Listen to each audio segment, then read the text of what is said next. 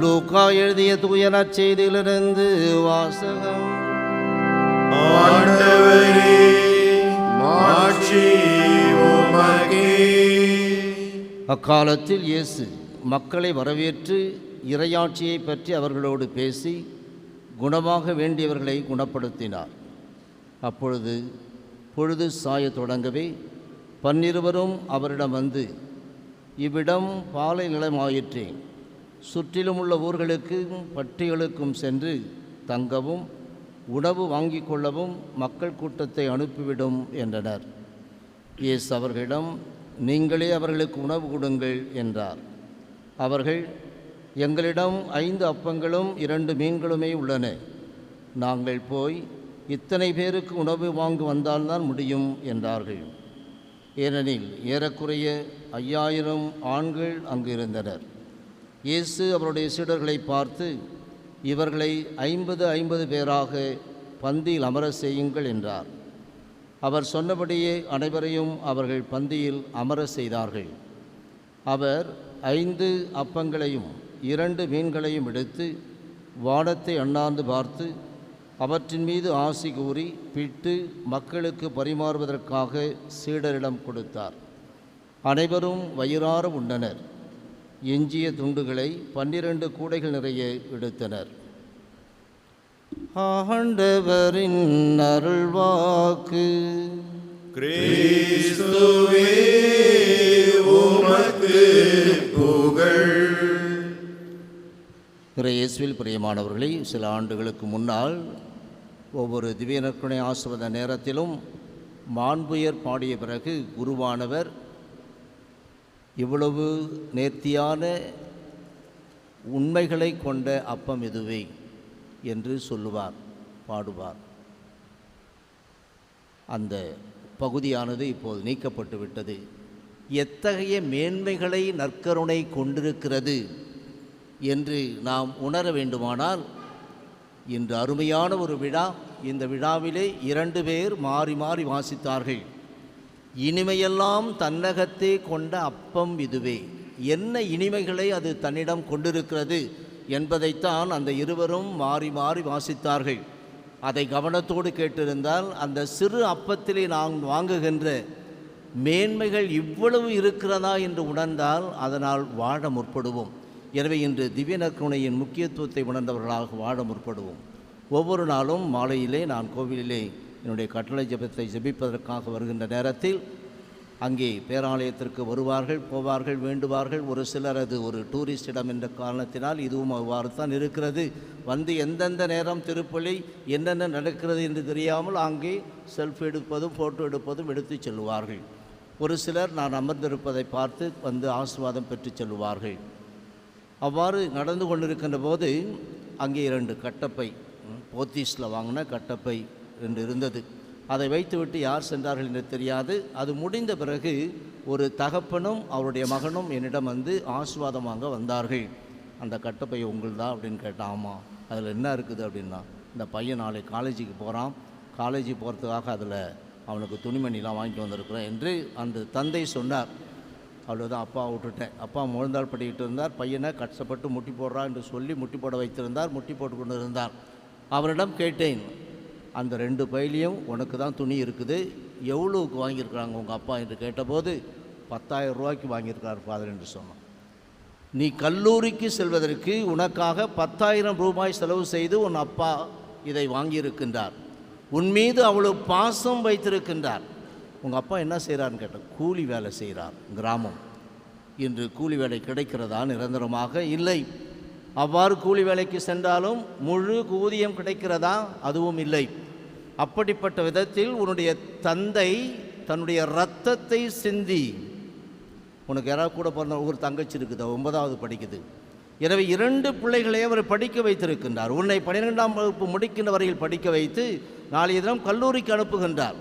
இவ்வாறு அனுப்புகின்ற போது அவர் தன்னுடைய இரத்தம் எவ்வளவு செலவானாலும் பரவாயில்ல, என் பிள்ளை படிக்கணும், துணிமணிக்காக 10,000 என்றால் உன்னை கல்லூரியில் சேர்ப்பதற்கு அந்த ஃபீஸ், மற்றது மாதாந்தோறும் மற்ற செலவுகள், நீ போக்குவரத்து, இதையெல்லாம் எண்ணிப்பார். வீட்டிலே அமர்ந்து அதையெல்லாம் பட்டியலிட்டுப்பார் எவ்வளவு செலவாகிறது என்று. அவ்வாறு பார்க்கிற போது தான் உனக்கு தெரியும் என்று சொன்னேன். இதை சொல்ல சொல்ல அவருடைய தந்தை அழுது கொண்டிருந்தார். ஏனென்றால் அவருக்கு அந்த சம்பாத்தியத்தின் அந்த 10,000 ரூபாயினுடைய விலை தெரியும்.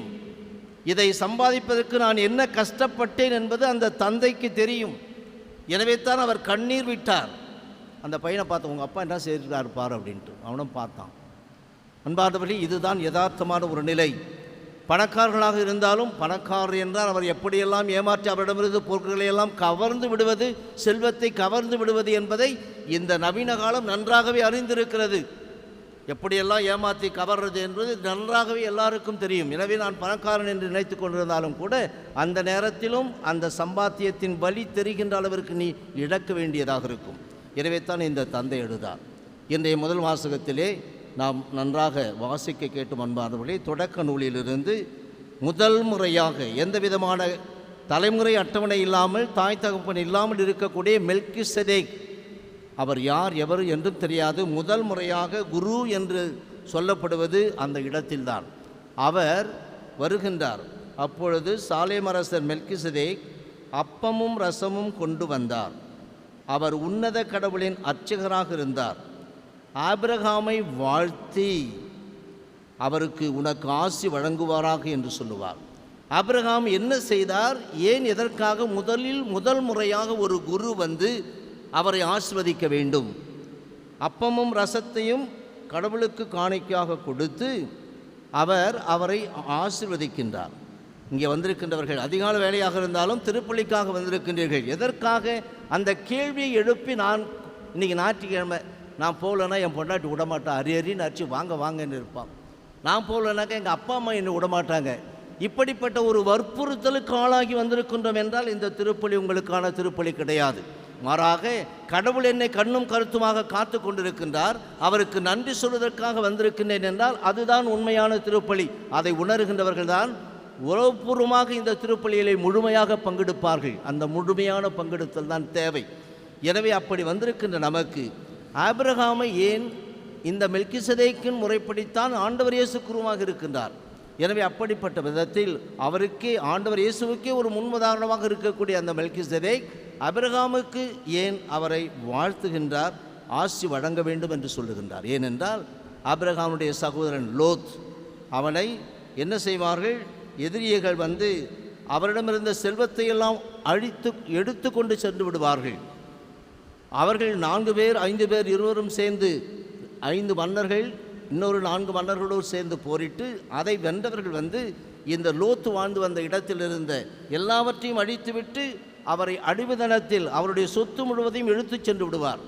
அந்த லோத்தை, தன்னுடைய சகோதரனை லோத்தை இவர் தன்னோடு ஆட்களை எடுத்து சென்று ஆபிரகாம் எடுத்து சென்று அவனை வென்று வந்த காரணத்தினால்தான் சகோதர பாசம், சகோதரன் மீது இருந்த பாசத்தினால் இவர் எதிரி அரசன் மீது சென்று போர் தொடுத்து வந்த காரணத்தினால் இப்படிப்பட்ட மனிதனை ஆசிர்வதிக்க வேண்டும் என்று முதல் முறையாக ஒரு அர்ச்சகர் குரு பைபிளில் நமக்கு சொல்லப்படுகின்றார். சற்று எண்ணி பார்ப்போம். என் குடும்ப உறவுகள் எப்படி இருக்கின்றது? என் உடன் பிறந்தவர்கள் அல்லது எனக்கு பிறந்தவர்கள், இந்த வாழையடி வாழையாக அந்த உறவுகள் எப்படி இருக்கிறது என்று சிந்தித்து பார்ப்போம். இந்த உறவில் அந்த உறவுதான் தன்னுடைய மகனை படிக்க வைக்க வேண்டும். நான் படிக்கவில்லை, என் பையனை எப்படியாவது படிக்க வைக்க வேண்டும் என்று அந்த தந்தை இரத்தம் சிந்தி கண்ணீர் சிந்தி அதை வெளிப்படுத்தி தன் மகனை படிக்க வைக்கின்றார். அதே போன்று தான் என்னோடு பிறந்த சகோதரன், அவன் போயிட்டானாக்கா அந்த சொத்து நமக்கு என்ற விதத்தில் எண்ணம் கொள்ளவில்லை ஆபிரகாம். மாறாக எதிரிடமிருந்து அவனை மீட்டு வருகின்றார்.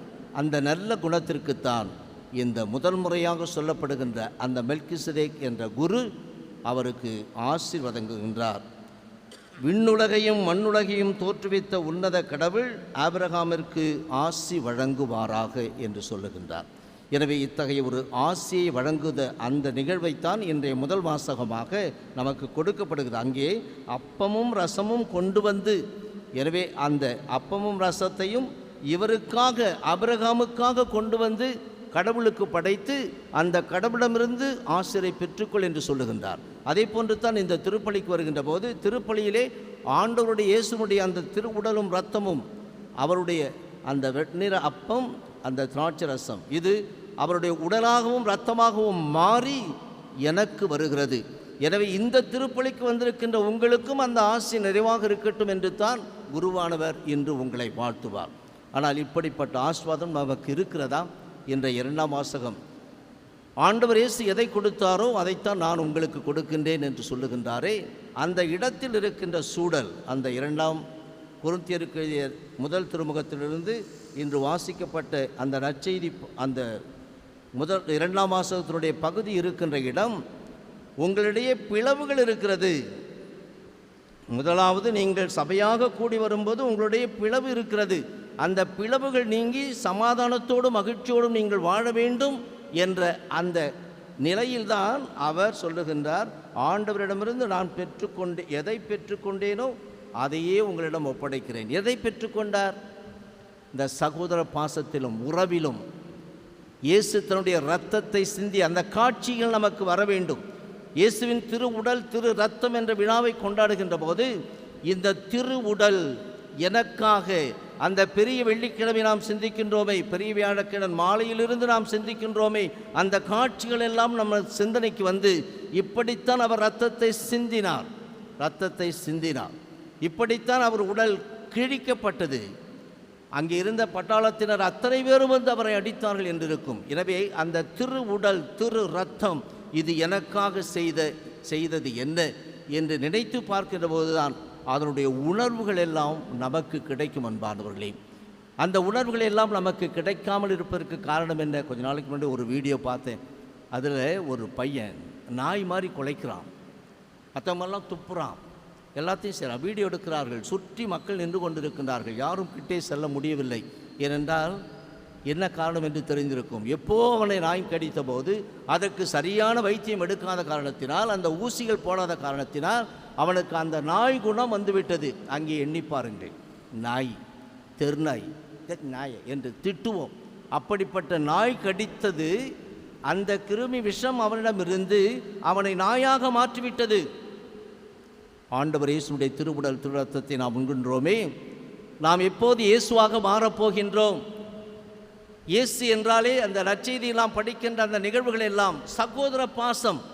நான் உங்களுக்கு ஒரு புதிய கட்டளை கொடுக்கின்றேன், நான் உங்களை அன்பு செய்தது போல் நீங்கள் ஒருவரை ஒருவர் அன்பு செய்யுங்கள். அந்த ஒருவரை ஒருவர் என்பதிலே பெற்றோர், முதல் நிகழ்வில் நான் சொன்னேனே.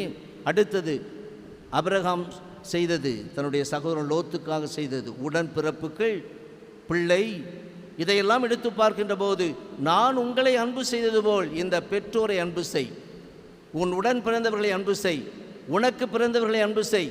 இதுதான் நான் கொடுக்கின்ற அந்த புதிய கட்டளை. அந்த அன்பு நம்மிடம் இருந்தால் எல்லாம் சரியாக இருக்கும். அந்த நாயிடமிருந்த விஷத்தன்மை சென்று அந்த மனிதனை நாயாக மாற்றியது என்றால், இயேசு தினம் தினம் திருப்பலிக்கு வருகின்றவர்களாக இருப்போம், திருப்பலியிலே நற்கருணை உட்கொள்கின்றவர்களாக இருப்போம். ஆனால் நாம் இயேசுவாக மாறவில்லை. மாறாததற்கு காரணம் இருக்குது அன்பானவர்களே, மாறாததற்கு காரணம் இருக்கிறது. நன்றாக உணர்ந்து கொள்வோம். கோவிலுக்கு வருகின்றவர்கள் எல்லாம் இதை பல நேரங்களில் நான் மறைவுரையாக சொல்லியிருக்கின்றேன். ஆண்டவர் இயேசுதான் முதல் முறையாக நற்கருணையை கொடுத்தார், ஏற்படுத்தினார், கொடுத்தார். அதை யாருக்கு கொடுத்தார்? 12 சீடர்களுக்கு கொடுத்தார். அந்த 12 சீடர்களும் அங்கே இருந்தார்கள். அதில் யாரும் இருந்தார்? யூதாஸ் இஸ்காரியோத்தும் இருந்தார். யோவான் நற்செய்தியை நாம் படிக்கின்ற போது, இந்த பகுதியை படிக்கின்ற போது, இப்படி சொன்னபின் அந்த பெரிய காலடிகளை கழுவுவது இதையெல்லாம் செய்த பிறகு இப்படி சொன்னபின் இயேசு உள்ளம் கலங்கியவராய், உங்களுள் ஒருவன் என்னை காட்டி கொடுப்பான் என உறுதியாக உங்களுக்கு சொல்லுகிறேன் என்று சொல்லுவார். யாருன்னு தெரியாத போது ராய்ப்பர் சைகை காட்டி அருளப்பர், அவர் தான் தோல் மேலே சாஞ்சிருப்பார், கேட்டு சொல்லுப்பா.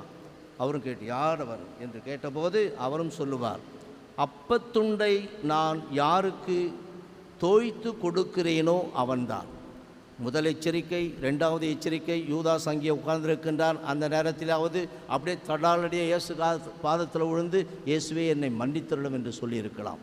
ஒன்றும் செய்யவில்லை, அப்படியே இருந்தார். எனவே அப்பத்துண்டை தோய்த்து ஒவ்வொரு சீடருக்கும் கொடுக்கின்றார். அது என்ன?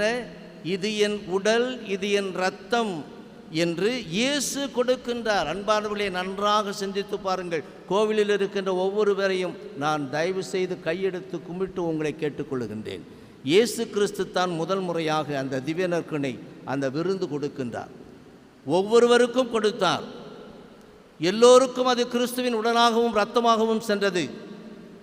அப்பத்துண்டை தோய்த்து இப்போது நான் யாருக்கு கொடுக்கிறேன் என்று சொல்லி அதை அங்கே யூதாசுக்கும் கொடுத்தார். அப்பத்துண்டை தோய்த்து சீமோன் இஸ்காரியோத்தின் மகனாகிய பேரெல்லாம் மாத்திர இது வேற ஒருத்தனா இருக்குமோ என்று நாம் சிந்தித்து விடக்கூடாது என்பதற்காகத்தான் சீமோன் இஸ்காரியோத்தின் மகனாகிய யூதாசுக்கு கொடுத்தார். சரியா நம்ம ஒருத்தவங்க நம்ம அப்பா அம்மா பேரை சொல்லிட்டு எனக்கு இன்று குருவானவர் கொடுக்க போகின்றார்.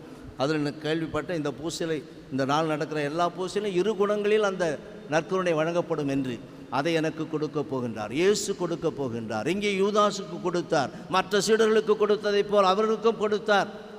அடுத்த பகுதியாக என்ன இருக்கிறது? அவன் அப்பத்துண்டை பெற்றதும் சாத்தான் அவனுக்குள் நுழைந்தான். யார் கொடுத்தது? இயேசு கொடுத்தது. இயேசுவே மற்ற சீடர்களுக்கும் கொடுத்தார், யூதாசுக்கும் கொடுத்தார். ஆனால் யூதாசுக்கு கொடுத்த போது அது எப்படியானது? சாத்தானாக மாறியது. மற்றவர்களுக்கு கிறிஸ்துவின் திருவுடலாகவும் இரத்தமாகவும் இருந்த அதே அப்பமும் ரசமும் யூதாசுக்கு சாத்தானாக மாறியது. நான் தினம் தினம் உட்கொள்ளுகின்றேன். நான் இயேசுவாக மாறவில்லை. யூதாசுக்குரிய குணநலங்கள் ஏதாவது நம்மிடம் இருக்கிறதா? நம்பிக்கை துரோக செயல்கள் ஏதாவது இருக்கிறதா? யாருக்காவது துன்பம் இழைக்கின்றவர்களாக இருக்கின்றோமா? அதை திருத்திக் கொள்வதற்கு நமக்கு பலமுறை அறிவுரை கிடைத்த போதும் அதை திருத்திக் கொள்ளாமல் வாழ்ந்து கொண்டிருக்கின்றோமா? சிந்தித்து பார்ப்போம். அப்படி என்றால் எத்தனை முறை நீ திவ்ய நற்கருணை வாங்கினாலும் அது சாத்தானாகத்தான் உன்னுள் நுழையும். எனவே அந்த குணங்கள் தான் உன்னில் மிகுந்து கொண்டே இருக்கும் அன்பானவர்களே. அதை விட நான் என்னென்னவோ செய்கிறேன், எவ்வளோ செல்வம் இருக்குது, எனக்கு எதுவுமே விளங்க மாட்டேங்குது, எல்லாம் கண்ணை கட்டி காட்டில் விட்டா மாதிரி இருக்குது என்று சொல்லுவோம். அதுக்கும் காரணம் இருக்கிறது. அவன் வெளியே சென்றான். அப்போது அது இரவு நேரம். அது இரவு நேரம். எனவே சாத்தானை பெற்றுக்கொண்டு செல்லுகின்ற போது நீ பகலிலே நடந்து கொண்டிருந்தாலும் அது இரவுதான், உனக்கு இருளாகத்தான் இருக்கும். எனவே அன்பார்ந்தவர்களே, இந்த நாளிலே இப்படிப்பட்ட வார்த்தைகளை சொல்லுகின்றேன் என்று எண்ண வேண்டாம். மாறாக இதன் பின்னணியில் இருக்கக்கூடிய கருத்துகள் என்ன? இனிமையெல்லாம் தன்னகத்தே கொண்ட அப்பம் இதுவென்றால் இந்த அப்பம் அந்த இனிமைகளில் ஒன்றை ஏன் என்னில் செய்யவில்லை? சாதாரண நாய் செய்தது என்றால் ஆண்டவர் இயேசுவால் செய்ய முடியாதா? முடியும். இன்று ஒரு பிரதிக்கணை எடுப்போம். நான் மாற வேண்டும். கோவிலுக்கு வந்துட்டும் போனோம். வந்ததால் என்ன நடந்தது? வந்ததால் என்ன மாற்றம் விளைந்தது? இந்த மாற்றம் இருந்தால்தான் நான் வளர்ந்து கொண்டிருக்கின்ற கிறிஸ்தவர்கள் அந்த வளர்ச்சியின் உச்சம் மோட்சம் அதை அடைய முற்படுவோம். ஆமென்.